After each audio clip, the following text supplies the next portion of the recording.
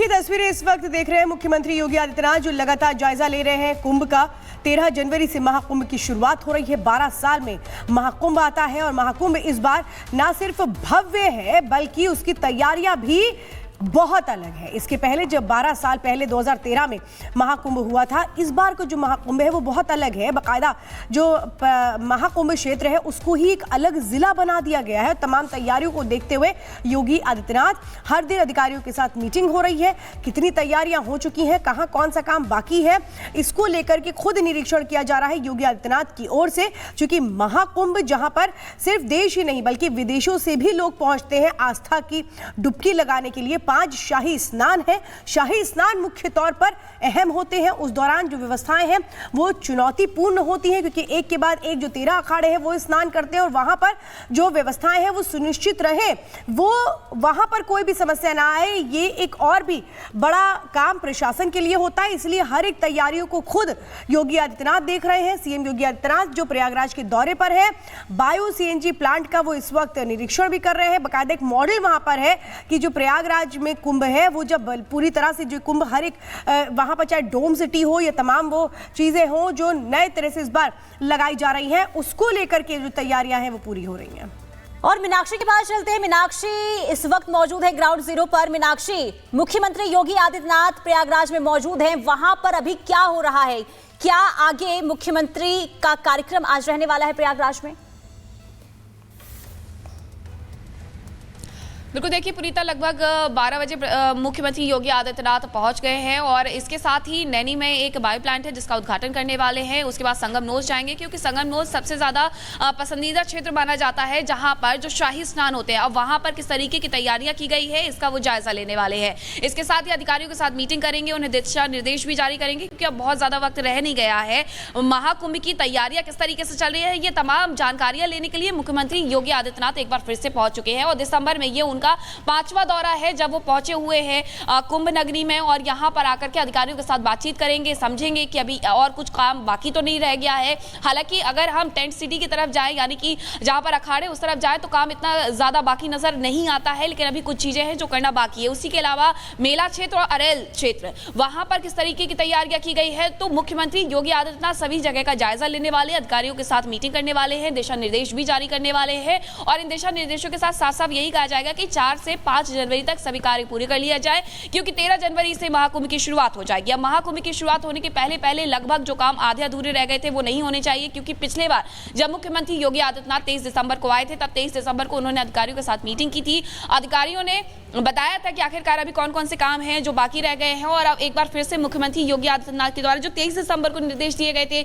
उन दिशा निर्देशों का पालन करते हुए क्या काम पूरा कर लिया गया है, ये सब ऐसी अहम बातें होने वाली हैं जो मुख्यमंत्री योगी आदित्यनाथ आएंगे और यहां पर आकर के उसका जायजा लेने वाले हैं। और इसी के साथ मुख्यमंत्री जब संगमनोज पर जाएंगे तो संगमनोज में भी पूरा एक जो क्षेत्र है जो वहां पर बलियां लगाई जाती है, एक पूरा क्षेत्र अलग किया जाता है अखाड़ों के लिए कि जब शाही स्नान होगा तो अखाड़े उसी से पैदल चल करके उस स्नान करने के लिए, शाही स्नान करने के लिए संगमनोज में पहुंचेंगे। अब संगमनोज तक पहुंचने के लिए क्या वो पाथ पूरा तैयार कर लिया गया है, ये तमाम जानकारियां मुख्यमंत्री योगी आदित्यनाथ लेंगे और समझेंगे कि अभी क्या और कुछ होना बाकी और अगर कुछ रह भी गया है। बहुत शुक्रिया तमाम जानकारी के लिए। तो मुख्यमंत्री योगी आदित्यनाथ खुद लगातार तैयारियों का जायजा लेते हुए नजर आ रहे हैं और यही वजह है क्योंकि अब समय काफी कम रह गया है, इसलिए आज खुद मुख्यमंत्री प्रयागराज में मौजूद हैं और अधिकारियों के साथ बैठक भी होगी और आखिर तैयारियां कहां तक पहुंची है इसकी भी जानकारी खुद मुख्यमंत्री लेते हुए नजर आएंगे। बहरहाल अब आगे बढ़ते हैं, अब नजर डालते हैं 7 मिनट में 70 खबरें।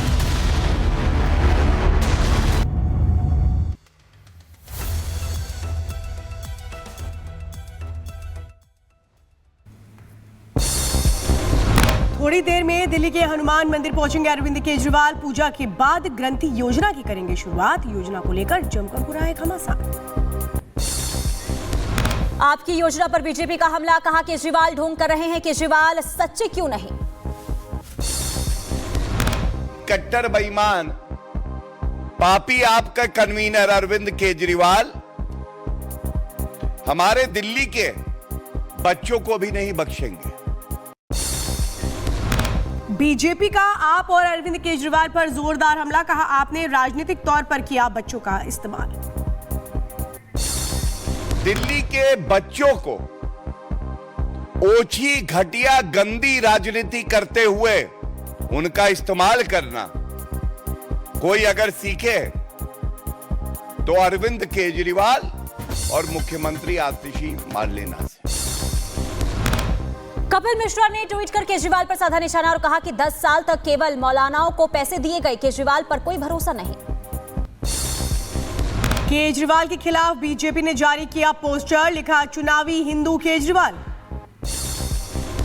ग्रंथी सम्मान योजना को लेकर भड़के पुजारी स्कीम को बताया चुनावी जुमला और कहा कि ब्राह्मण को मूर्ख नहीं बना सकते केजरीवाल।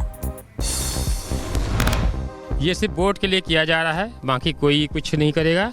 और ये जो है इलेक्शन आने से पहले ये अलाउंस हो रहा है, उससे पहले तो नहीं हुआ, तो इसलिए ये सब इस भ्रम में न पड़े। कांग्रेस नेता संदीप दीक्षित का आम आदमी पार्टी पर हमला, कहा आपने मेरी माताजी पर गलत आरोप लगाए। पुजारी ग्रंथी सम्मान राशि योजना पर दिल्ली AIMIM अध्यक्ष शोएब जमई ने जताया ऐतराज और कहा कि दिल्ली के इमाम को महीनों से नहीं मिला वेतन, ऐसी घोषणा करना शर्मनाक। ऐसे वक्त में जब दिल्ली के सारे इमाम और मुअज्जिन इस बात को प्रोटेस्ट कर रहे हैं कि पिछले 17 महीनों से उनको कोई सैलरी नहीं मिली है, आप इस बात को नजरअंदाज करके आप अपनी अनाउंसमेंट कर रहे हैं। बिहार में BPSC मामले पर लेफ्ट और कांग्रेस आज निकालेंगे राजभवन मार्च। कांग्रेस और लेफ्ट के नेताओं का मार्च होगा। परीक्षा को रद्द करने की मांग को लेकर करेंगे राजभवन में मार्च।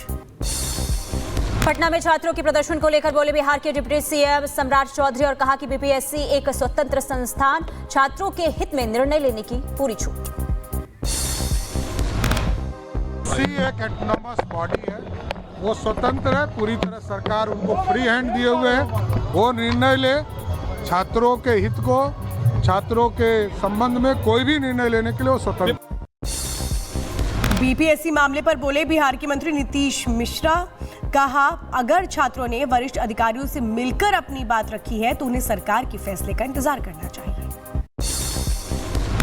सरकार के सर्वोच्च पदाधिकारी हैं, उनसे उन्होंने मिलकर अपनी बात रखी है, तो धैर्यता पूर्वक इंतजार करना चाहिए कि सरकार अब क्या निर्णय लेगी। उत्तर प्रदेश के उप मुख्यमंत्री ब्रजेश पाठक ने एडवांस में दी नए साल की बधाई और कहा संगम में डुबकी लगाकर अपने आप को लाभान्वित करें। मैं पूरे देश दुनिया में जहाँ जहाँ सनातन धर्म को मानने वाले लोग हैं, सबसे मैं आह्वान करता हूँ, अनुरोध करता हूँ, अपील करता हूँ, आए महाकुंभ में स्नान करें और पुण्य का लाभ कमाएं। प्रयागराज दौरे पर पहुंचे योगी आदित्यनाथ, महाकुंभ की तैयारियों का लिया जायजा। 13 जनवरी से महाकुंभ की हो रही है शुरुआत।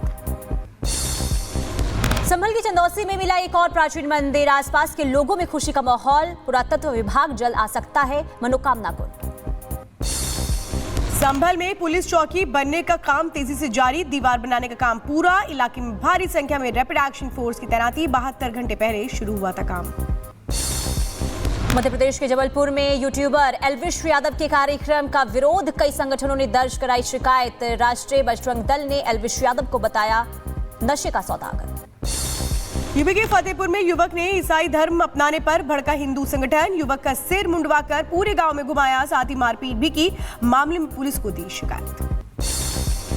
उत्तर प्रदेश पुलिस ने जारी की वार्षिक रिपोर्ट, यूपी पुलिस ने 7 साल में 217 अपराधी हुए ढेर, 7,799 को किया गया गिरफ्तार। पुलिस ने गैंगस्टरों की अरबों की संपत्ति जब्त की, 17 पुलिसकर्मियों को भी गंवानी पड़ी जान।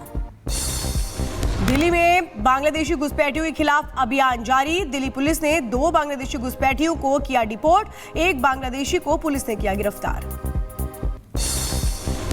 उत्तर प्रदेश के हापुड़ में पुलिस का ऑपरेशन लंगड़ा जारी, चेकिंग के दौरान बदमाशों से हुई मुठभेड़, 2 बदमाशों को किया गया गिरफ्तार, बदमाशों के पास से अवैध हथियार बरामद।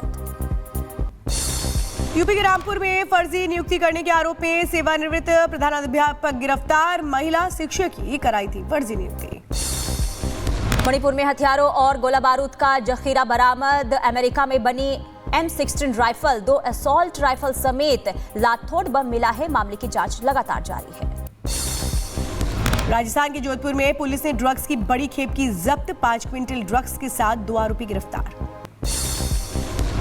गाजियाबाद के मुरादनगर में पुलिस ने ठगी करने वाले 5 आरोपियों को गिरफ्तार किया है, सोने के सिक्के बेचने के बहाने की थी 9 लाख की ठगी, आरोपियों के पास से 2,45,000 रुपए नकद बरामद। यूपी के मैनपुरी में गहने